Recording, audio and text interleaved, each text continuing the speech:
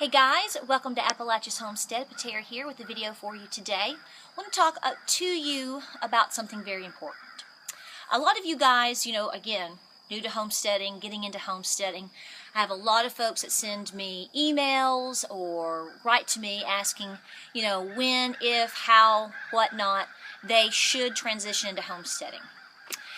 Coming from an urban homestead, which is typically smaller scale. You may be doing a lot and you may be learning a lot of skills, but a lot of those things are very manageable and controllable and go on your schedule, okay? When you transition to, say, the country, the mountain, and you go bigger, okay? Meaning you've got livestock, you've got more than 3 or 4 chickens, and you have things that you're trying to manage every day. There's going to be a different demand on your life. Now, that's easy for somebody to sit and say, and that's something very simple for someone to go, well, that makes sense, but until you truly experience it, it's really something that you can't truly understand. What do I mean by this? You cannot just, on a whim, abandon what you're doing at your farm, on your farm.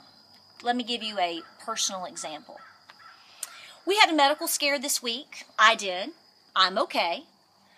But here's the deal. Even with that, and even with trying to, say, slow down a little bit, I still have things that I have to manage every single day. I run this farm, okay? We've gone over that before. And I also homeschool my children. Now, we can slow things down and we can take things a little bit easy, and I can pull back from social media and maybe not do all the laundry one day or, not do the dishes. But the reality is, I have a dairy cow.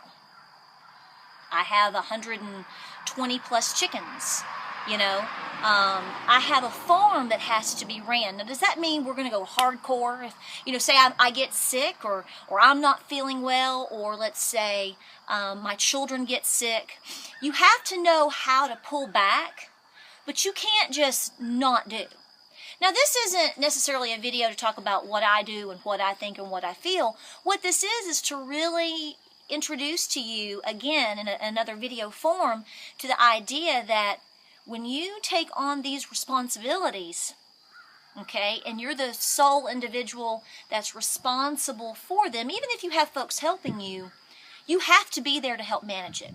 For example, if I'm sick, or let's say I broke my foot or whatever, my husband and my children and my neighbors are still probably in some way or form going to come to me and ask me, how things need to be managed.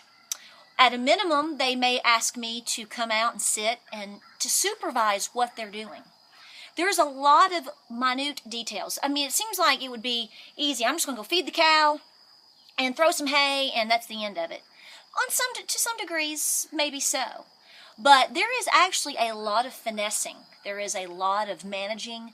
There's a lot of different details that if you manage a farm every single day, you're going to understand how, okay, well, I'm going to let these animals out first for so long and bring them in here, and they don't need to go over there. And while I'm milking the cow and then the calf is taking to her, I can then let the Pyrenees run, and when I bring her in or him in, then we're separate enough to where I can feed the pigs and clean all the waters, and then there's just a lot of details. So even if you're not feeling great, okay, I hate to say this, but it's just true. There's just going to be some days you get up and you're just like, really?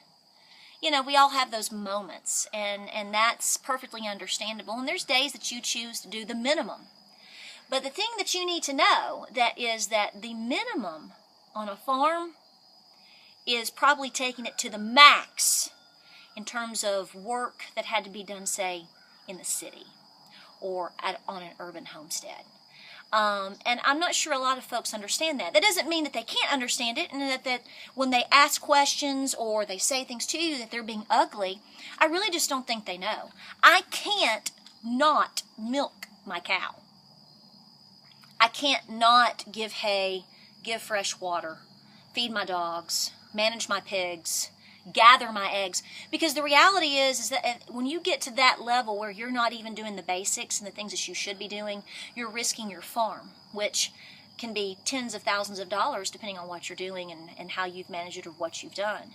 It risks the life of your animals, which is certainly no payback for anything. So all I want you to do is, if you're thinking about transitioning from city to country and you're taking on a bigger farm, it doesn't matter if it's -6 outside and ice on the ground.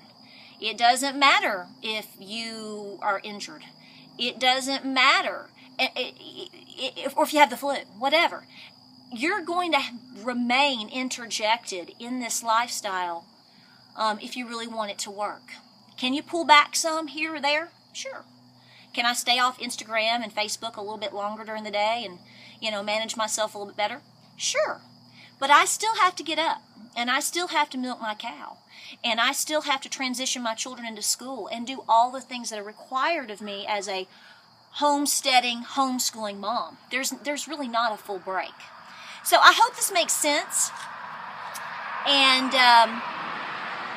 I hope this makes sense to you, and I hope this helps you out, and I hope it causes you to think, because if you're not ready for that transition, it's okay if you don't. It's okay to stay smaller scale until you know that you can afford the health and the time and the responsibility that it takes to put forth. I can't just, what I'd love to do? I'd love to just pack up for about 4 or 5 days and, head out and stay in Asheville, North Carolina. I love it over there, and stay at Biltmore and go through there and see the leaves change and do all these things. And can we run over there for a day? Yeah. But I can't be gone for 4 or 5 days. I've got a responsibility here that, I just absolutely love.